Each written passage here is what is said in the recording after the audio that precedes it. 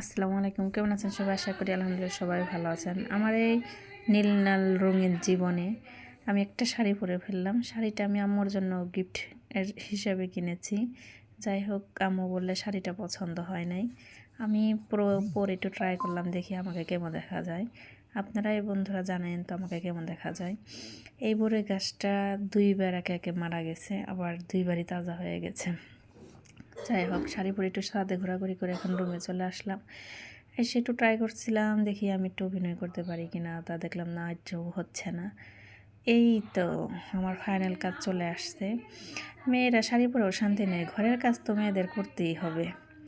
আর শাড়ি পরে সাজার সময় তো সব কিছু এলোমেলো করে ফেলায়। এখন শাড়ি পরে তো আর কাজ করা যায় না, টিপটাপ একটু করে নিতেছি, গুছাইতেছি।